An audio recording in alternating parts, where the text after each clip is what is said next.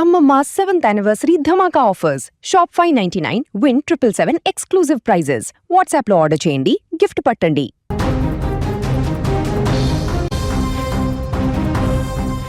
సూర్యాపేట జిల్లాలో మరోసారి రాజకీయ రక్తపాతం కలకలం రేపింది. అధికారం, పగ, ప్రతీకారం అనేవి మనుషులను ఎంతటి క్రూరత్వానికి దారితీస్తాయో చెప్పడానికి ఈ ఘటన నిలువుటద్దంగా నిలుస్తోంది. ఒకప్పుడు గ్రామాన్ని శాసించిన మాజీ సర్పంచ్ ఇప్పుడు అదే గ్రామంలో అత్యంత దారుణంగా ప్రాణాలు కోల్పోయారు. యార్కారం గ్రామానికి చెందిన బీఆర్ఎస్ నాయకుడు మాజీ సర్పంచ్ చింతలపాటి మధు హత్యోదంతం ఇప్పుడు యావత్ జిల్లాను ఉలిక్కిపడేలా చేసింది.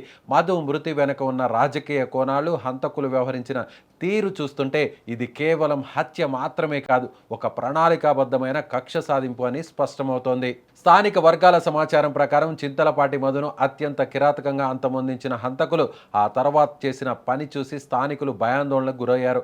మధును హత్య చేశాక మృతదేహాన్ని 3 ముక్కలుగా నరికి వాటిని వేరువేరు గోను సంచుల్లో మూటగట్టారు.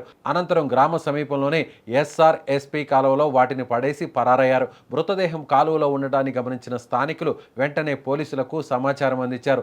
రంగంలోకి దిగిన పోలీసులు మృతదేహాన్ని వెలికితీసి పోస్ట్ మార్టం కోసం సూర్యాపేట జిల్లా జనరల్ హాస్పిటల్కు తరలించారు. ఈ ఘటనతో యార్కారం గ్రామం ఒక్కసారిగా నిశ్శబ్దమైపోయింది. గ్రామస్తుల కళ్లల్లో భయం, ఆందోళన స్పష్టంగా కనిపిస్తున్నాయి. పోలీసుల ప్రాథమిక విచారణలో ఈ హత్యకు పాత రాజకీయ వైషమ్యాలే ప్రధాన కారణమని తేలుతోంది. మధు గతంలో కూడా ఒక సంచలన కేసులో నిందితుడిగా ఉన్నారు. కొన్నేళ్ల క్రితం జరిగిన అప్పటి సర్పంచ్ మిద్దె రవీందర్ హత్య కేసులో మధు ప్రధాన నిందితుడిగా ఉండడమే ఇప్పుడు ఆయన ప్రాణాల మీదకు తెచ్చిందని పోలీసులు అనుమానిస్తున్నారు. అప్పటి పగ, ప్రతీకారాలే ఇప్పుడు రివర్స్ అయ్యి మధును బలి తీసుకున్నాయని గ్రామస్తులు గుసగుసలాడుకుంటున్నారు. అయితే పోలీసులు మాత్రం అన్ని కోణాల్లో దర్యాప్తు చేస్తున్నారు. పాత కేసులతో పాటు ఇటీవల జరిగిన రాజకీయ పరిణామాలపై కూడా దృష్టి సారించారు. ఏ చిన్న పొరపాటు జరిగినా మళ్ళీ గ్రామంలో గొడవలు చెలరేగే అవకాశం ఉందని భావించిన అధికారులు యార్కారంలో భారీగా పోలీసు బలగాలను మోహరించారు. గ్రామంలో ప్రస్తుతం ప్రశాంతత నెలకొన్నట్లు కనిపిస్తున్నా లోపల మాత్రం ఉద్రిక్త వాతావరణం నెలకొంది. డీఎస్పీ నేతృత్వంలో ప్రత్యేక బృందాలు రంగంలోకి దిగాయి. హంతకులను గుర్తించి వారిని పట్టుకునేందుకు చుట్టుపక్కల ప్రాంతాల్లో గాలింపు ముమ్మరం చేశారు. మధును అంతమొందించిన ఆ దుండగులు ఎవరు? ఈ హత్య వెనక ఇంకా ఎవరి హస్తం ఉంది అనేది తేలాల్సి ఉంది. ప్రస్తుతం ఈ కేసుకు సంబంధించిన ప్రతి చిన్న అంశాన్ని పోలీసులు సేకరిస్తున్నారు. ఈ దారుణ ఘటన సూర్యాపేట రాజకీయాల్లో మరోసారి సంచలనం సృష్టిస్తోంది. ఒకప్పుడు సర్పంచ్గా సేవలందించిన వ్యక్తి చివరకు ఇలా శవమై దొరకడం గ్రామంలో చర్చనీయాంశంగా మారింది. చట్టం తన పని తాను చేసుకుపోతుందని, నిందితులు ఎవరైనా సరే వదిలే ప్రసక్తే లేదని జిల్లా పోలీసు ఉన్నతాధికారులు స్పష్టం చేస్తున్నారు. సూర్యాపేట రూరల్ పోలీస్ స్టేషన్ పరిధిలో నివాసం ఉంటున్నటువంటి ఎల్కారం విలేజ్లో నివాసం ఉండేటువంటి చింతలపాటి మధు, వీళ్ళ వైఫ్ ప్రీవియస్లీ గ్రామ సర్పంచ్గా పనిచేసినారు.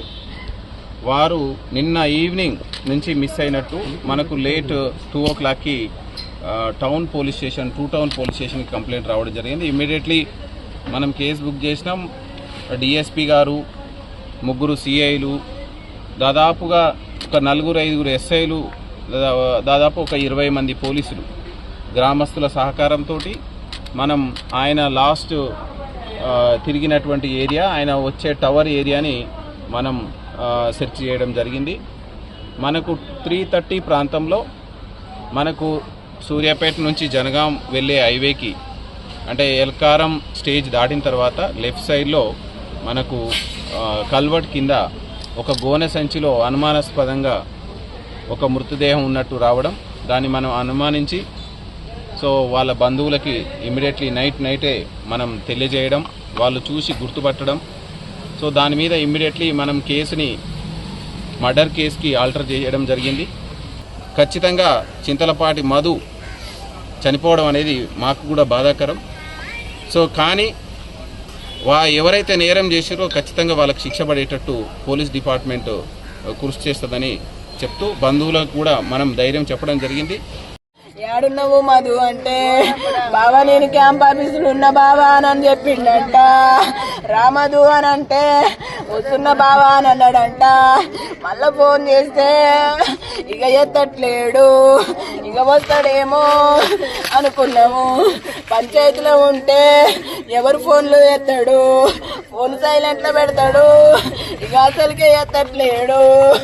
మాయా నా బంగారము, నా బండెత్తు, నా బండెత్తు, కళ్ళ వస్తుంది అనుకోనా, నా బండెత్తు, నాకు ఇష్టమైన బండెత్తు, నా ప్రేమ గల బండెత్తు. నాకు చిన్న చిన్న పిల్లలు